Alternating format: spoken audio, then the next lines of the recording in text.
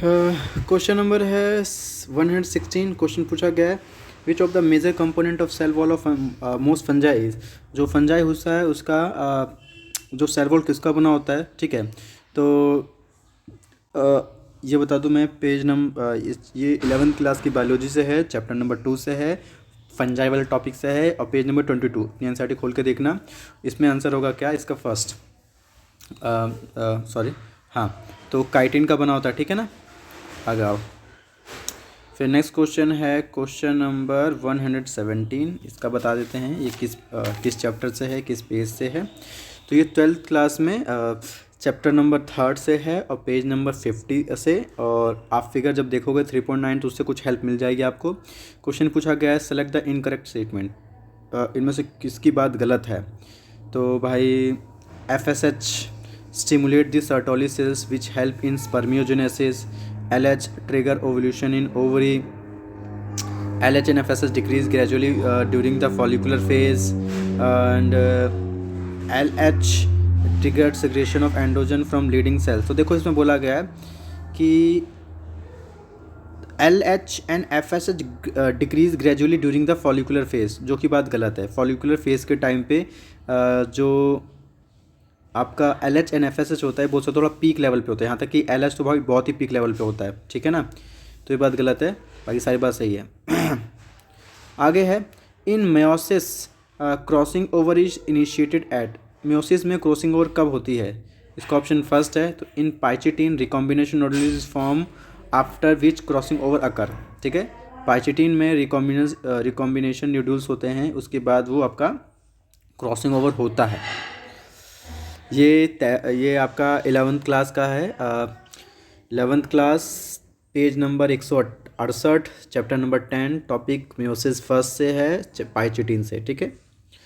अब उसके बाद a tall true breeding garden pea plant is cross with dwarf true breeding garden pea plant when the F1 plant were self the resulting genotype were in the ratio of. तो क्या ratio होगा। तो देखो ये 12th class से है, chapter number 5 से, monohybrid cause का टॉपिक है, ठीक है। तो इसका आंसर देखो, इसका आंसर फर्स्ट होगा 1:2:1, ठीक है ना। तो टॉल होमोजाइगस होता है, टॉल हेटेरोजाइगस, एंड फाइनली एक छोट ड्वार्फ मिलता है आपको। इसमें कुछ समझाने की जरूरत नहीं, बहुत इजी क्वेश्चन था ये। अब बोला which of the following is the most important cause of animal and plant being driven to extinction. मतलब किसकी वजह से सबसे ज़्यादा बोल सकते हो कि प्लांट मतलब cause of animal and plant being driven extinct, मतलब उसके वजह से लोग जो भी ऑर्गेनिज्म है एक्सटिंक्ट हो रहे हैं, गायब हो जा रहे हैं। तो इसका आंसर है third, habitat loss and fragmentation. तो देखो लिखा है from the evil quartet habit loss and fragmentation due to over population urbanisation and industrialisation is the major cause of extinction. मतलब जो एविल क्वाड्रेट होते हैं ना, चारों में से ये थर्ड वाला है, इसकी वजह से ज़्यादा लॉस होता है, क्योंकि वहाँ पे पॉपुलेशन आ जाती है, अर्बनाइजेशन, लोग का रहना, इंडस्ट्री आ जाती है, इसकी वजह से बहुत सारे ऑर्गेनिज्म का लॉस हो जाता है। फिर नेक्स्ट क्वेश्चन है which one of the following is the characteristic feature of cropland ecosystem. जो क्रॉपलैंड इकोसिस्टम होता है वो किसका फीचर है। तो ये क्वेश्चन ये तो देखो cropland has same type of crop that has is least genetic diversity, ठीक है। तो इसका आंसर सेकंड होगा। फिर क्वेश्चन 122 है changes in GnRH pulse frequency in female is controlled by circulating level of. मतलब जो भी ये चेंज होता है फीमेल के अंदर फ्रीक्वेंसीज इसकी, तो वो कौन बेसिकली रेगुलेट करता है। तो एस्ट्रोजन एंड प्रोजेस्ट्रॉन, ठीक है। तो GnRH pulse frequency is controlled by estrogen and progesterone both after puberty. Puberty के बाद जो GnRH का पल्स फ्रीक्वेंसी होता है वो एस्ट्रोजन प्रोजेस्ट्रॉन कंट्रोल करते हैं। नेक्स्ट क्वेश्चन है which of the following is not a feature of plasmid. इसमें से कौन सा फीचर प्लाज्मिड का नहीं है। तो आपने पढ़ा होगा सिंगल स्टैंड है, सर्कुलर स्ट्रक्चर होता है, और इंडिपेंडेंट कर सकता है, ठीक है। तो यहाँ पे ऑप्शन 4 लिखा हुआ है plasmid are extra chromosomal double stranded circular DNA। तो एक मिनट, हाँ जी।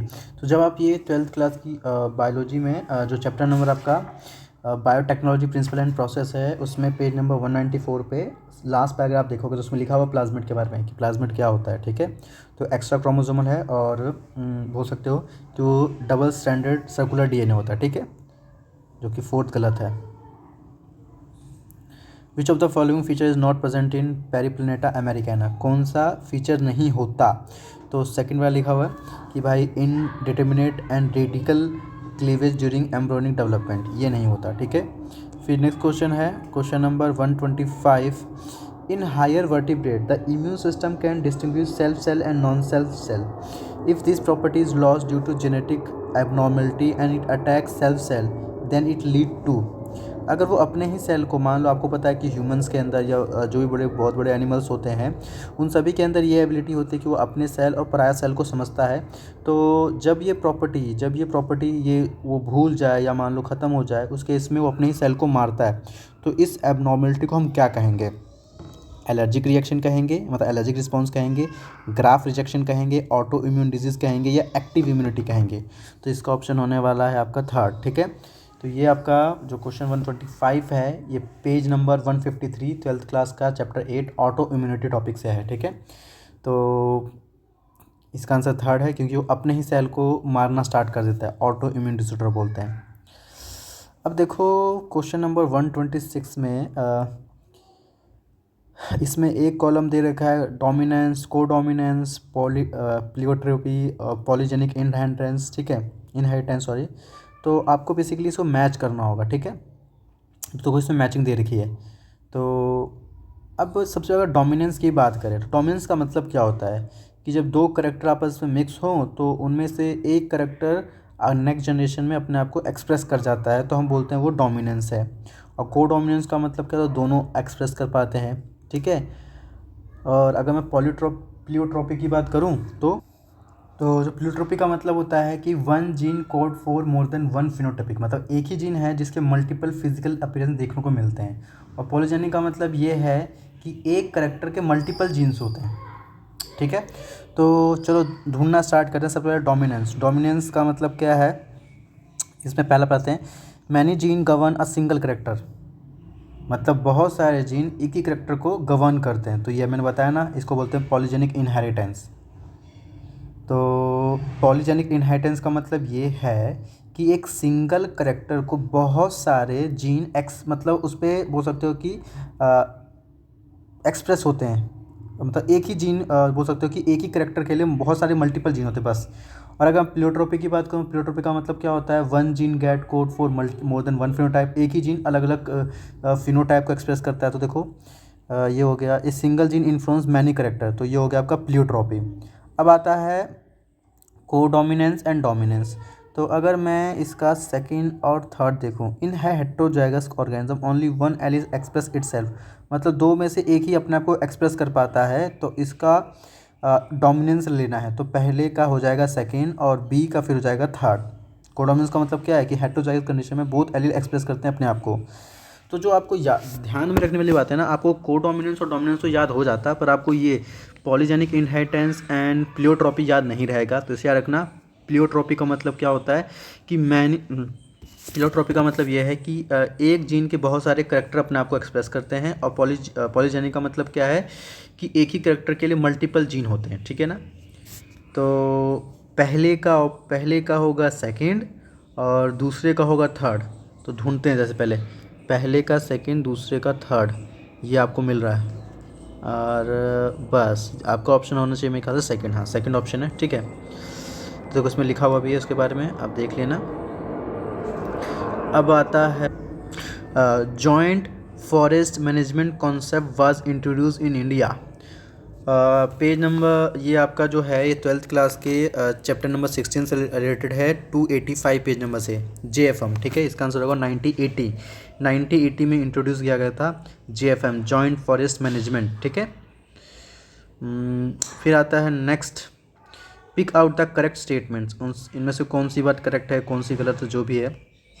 तो सबसे पहले haemophilia is a sex related recessive disease. जो हीमोफीलिया है वो एक सेक्स रिलेटेड डिजीज़ है।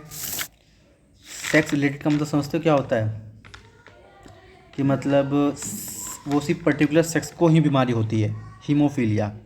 तो हाँ ये है, ठीक है। और फिर डाउन सिंड्रोम, डाउन सिंड्रोम का मतलब क्या समझते हो? इसमें बेसिकली क्रोमोसोम का कुछ चक्कर होता है, ठीक है वो। फिर फिनाइल क्विटोनिया क्या होता है? एक ऑटोसोमल रिसेसिव जीन डिसऑर्डर है। जो फिनाइल क्विटोनोरिया है वो क्या है? एक ऑटोसोमल रिसेसिव, ठीक है। Sickle cell anaemia is an autosomal recessive gene disorder, और जो सिकल सेल एनीमिया है वो भी एक ऑटोसोमल जीन डिसऑर्डर है, ठीक है। तो आप बोल रहा कि इनमें से कौन सी बात सही है? तो देखोगे ये वाला, मुझे तो ये बेसिकली पहला, दूसरा, तीसरा, एक मिनट यार, ये तो सारा सही लग रहा है मुझे। तो उसमें ऑप्शन 4 क्यों दे रखा है? Haemophilia sex linked disorder problem, ठीक है। डाउन सिंड्रोम ये भी सही है। पिकानिरा ऑटोजोन रिसल्ट ये सही है। इसमें कुछ ऑप्शंस में मिस्टेक हुआ है, क्योंकि मुझे सारी बातें सही लग रही हैं, ठीक है ना। क्योंकि अगर आप पढ़ोगे वो भी रिसेसिव, वो भी रिसेसिव, ऑटोजोमल और ऑटोजोमल ये भी ठीक है। तो मेरे हिसाब से ऑप्शन होना चाहिए था कि 1 2 3 4 सारे सही हैं, ठीक है। आप एनसीईआरटी में ढूंढ लेना, आपको पता चल जाएगा कि क्या क्या है। Which one of the following statement is wrong? इनमें से कौन सी स्टेटमेंट गलत है? तो साइनोबैक्टीरिया आल्सो, ये तो सही है। गोल्डन एल्गी आल्सो डेस्मिड्स, ये भी सही है। Eubacteria also false bacteria, ये गलत बात है भाई। Phycomycetes also called algal fungi, ये भी सही है। तो आपका ऑप्शन होना चाहिए थर्ड, ये बात गलत है, क्योंकि यू बैक्टीरिया ट्रू बैक्टीरिया होते हैं, फॉल्स नहीं होते हैं। लास्ट क्वेश्चन पढ़ लेते हैं, उसके बाद नेक्स्ट देखेंगे।